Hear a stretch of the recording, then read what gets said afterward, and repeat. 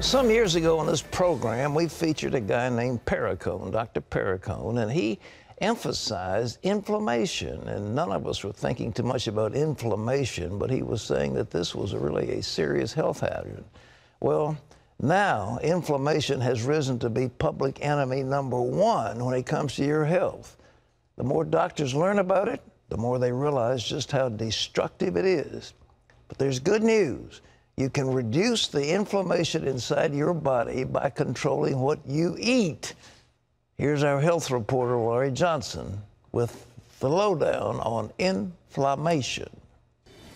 No matter what type of health problem you're facing, chances are it began with inflammation. This internal irritation causes our whole body to break down. Whether you have a wrinkle in your skin caused by an artery being inflamed, or a wrinkle in your heart, a heart attack, or impotence, it's really the same process. And it's all caused, or at least it starts with, that inflammation in your artery. Dr. Michael Roizen is the chairman of the world-famous Cleveland Clinic's Wellness Institute. He says inflammation is the silent killer that has eluded the medical community for years. And it's only recently that we've understood that it has a role, and only recently that it has a really important or prominent role in causing diseases such as cancer, or in causing diseases such as heart attacks and strokes, or of causing the infectious diseases getting out of control that we now have. Doctors know for sure that inflammation causes all kinds of illness. But what causes inflammation? Mostly an unhealthy diet. One that includes sugary drinks, sweet food, and refined carbohydrates such as white bread, pasta, and rice. Also, hydrogenated oils, also known as trans fats, found in packaged foods, fast food, margarine, shortening, and most peanut butter. And the third highly inflammatory food group is omega-6 fats. Causes your arteries to get inflamed, causes your immune system to get inflamed, and decreases your ability to fight infections, decreases your ability to find cancer cells and get rid of them before they cause cancer, and increases inflammation and atherosclerosis in your arteries. So that's the omega-6s. Unfortunately, omega-6 fats are everywhere. We cook and bake with them. They're in packaged food, fast food, and restaurant food. But if you know how to spot them on the store shelves and in the list of ingredients, you can avoid them. Omega-6 fats are vegetable oils, such as soybean oil and corn oil, but also peanut oil, grapeseed oil, cottonseed oil, safflower, and sunflower oils. So even though a certain food may contain 0 dangerous trans fats, it may still be a bad choice because it's loaded with inflammatory omega-6 fats. A good example of this is store-bought salad dressing and mayonnaise. The truth is, omega-6 fats are technically okay as long as you eat about the same amount of omega-3 fats. The problem is most Americans eat 25 times more omega-6s than omega-3s, and that imbalance causes massive inflammation. Omega-3 fats mostly come from seafood. The ratio of omega-6 to omega-3 is important. The higher the ratio, the more omega-6 or the less omega-3, the more inflammation. There are only a few sources of omega-3 fats. Certain types of fish or fish oil capsules are the best. Other, less potent sources are walnuts, ground flaxseed, dark green leafy vegetables, and eggs fortified with omega-3s. Also, grass-fed meat is higher in omega-3s than grain-fed. Olive oil is a great way to reduce inflammation, even though it's not technically an omega-3, but rather its cousin, omega-9. Omega-3, omega-7, omega-9, we don't know why the oddness is good, but that oddness means that it decreases inflammation. But be careful not to get olive oil too hot. What happens with all the oils once you get above their smoke point is you denature them.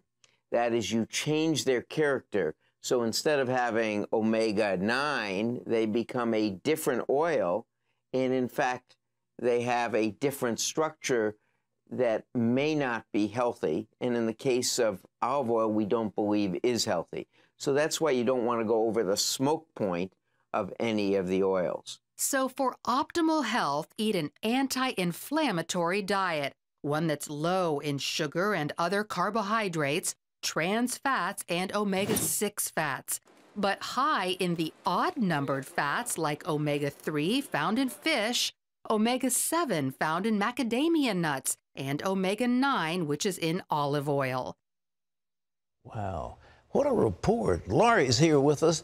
Laurie, what you and Dr. Roizen are saying is that the American diet is just loaded with things that kill them. Absolutely. And you know, it's been said that 80% of the disease and illness that we face today is because of poor lifestyle choices. Yeah. So if we can get on this anti-inflammatory diet, I guarantee people will live healthier lives. Hold on, you don't know it's there. I mean, you're eating along and you go out to a fast food restaurant and you have a meal, you think, okay, this is cool. Right. But what they're doing is making your arteries inflamed? Absolutely. And fast food, restaurant food, and packaged foods, the processed foods, those are the big three to avoid. You know, I must say, I used to think that safflower oil was one of the good guys instead of the bad guys, and now you all are saying that it's not really a bad one, but it's got to be in balance. Absolutely, that's true. Right, we were told that these certain oils were heart healthy, but we are eating way, way too many of them, and that disproportionality is what's causing massive inflammation. So we need to stop eating so many of the omega-6 fats. Those are the vegetable oils, the soybean oil especially. You know, it's been said that 1/5 of our total calorie intake is soybean oil, that one ingredient alone. So you really have to check that list of ingredients and look for soybean oil. Even though something may be trans fat free, it still may be loaded with omega-6 fats. Inflammation. Now, what is it? We're looking at dementia. We're looking at hardening the arteries, atherosclerosis. We're looking at that various types of heart condition. We're looking at strokes. All of the above. Arthritis, diabetes, even behavioral problems like aggression and ADD, ADHD, and autism. These are all associated with inflammation. And this is cutting edge stuff. And I think in the future, we're going to be hearing more about the dangers of inflammation. How many women, I mean, when they go to the grocery store, I mean, their husband may be aggressive and beat them or something, and it's because of what they're eating. Ladies, kill the inflammation before he kills you. That's right. And there are 6 main causes of inflammation. And I really hope our viewers can get this. Now, you're a smart guy. You went to Yale, right? That doesn't make me smart, but it meant I went to Yale. I'm going to quiz you. What are the main causes? There are 6 main causes of inflammation. What do you think they are? Well, I would always say the greatest culprit, sugar. And beyond that is white flour. Yes. And, of course, you got trans fats. Very good. So, anyhow, that's enough. And what did we talk about today? We talked about the wrong oil. Omega-6. Omega-6 oils. And then there are a couple other things, too. A sedentary lifestyle, stress, and pollution, which is smoking and other toxins that are in the environment. So those are your main inflammatory problems, and if you can get a handle on those, stop eating the sugar, the refined carbohydrates, which are the white flours, the trans fats, omega-6 fats. Fructose corn syrup. I know you had some expert that disagreed with me, but more and more the research is showing that high fructose corn syrup has a chemical in it that makes us want to eat more, and it causes fat. Right. Well, actually, all sugars are that way, and actually a lot of fat is that way too. The more we eat, the more we want. They are addictive. And, you know, God made our bodies perfectly, but he did not design them to be fed with 152 pounds of sugar a year, which is what most Americans eat. That's just destructive. It causes massive inflammation, and it causes our bodies to break down. It only makes sense. You know, the low glycemic diet is the one. It's the low glycemic, the glycemic index. We've been talking about that for years, but now more and more, this is the stuff that is killing you. Right. And I might also add, Laurie, that if you have a dog, it obviously reduces your stress levels, which reduces your cortisol, which makes you thin. Right. Well, you know what else reduces stress? Is exercise. Amen. And again, God did not design our bodies to be sedentary. So if we exercise, we're killing two birds with one stone. Okay. We're moving, but also that's a natural stress reliever. Okay, well, yesterday I rode a horse, and today I exercised the dog, and shortly thereafter I'm going to ride a horse Well, again. good. I'm not so sure how cardiovascular of an exercise that is. You need to ride the way I ride, and then you'll see what All right. your Is that an cardio. invitation? Yeah, absolutely. I've seen your horse farm. It's very impressive. Yeah, well, I like animals. That does something to you. Reagan said the outside of a horse is good for the inside of a man. But Absolutely. Laurie, one last thing. How much, you know, I found this omega thing. I wanted to really do it. So I was taking 2 tablespoons of concentrated cod liver oil. And I finally read the label. And guess what? They said your recommended allowance is 1 teaspoon. I was taking 4 times too much, and it gave me heartburn. Right. Well, cod liver oil, the best fish oil is from salmon, or the fish oil capsules that you buy at the grocery store. And according to Dr. Roizen, what you want to do is look at the label. You'll see how much EPA and how much DHA is in each capsule. You want to eat or take about 750 milligrams of DHA a day.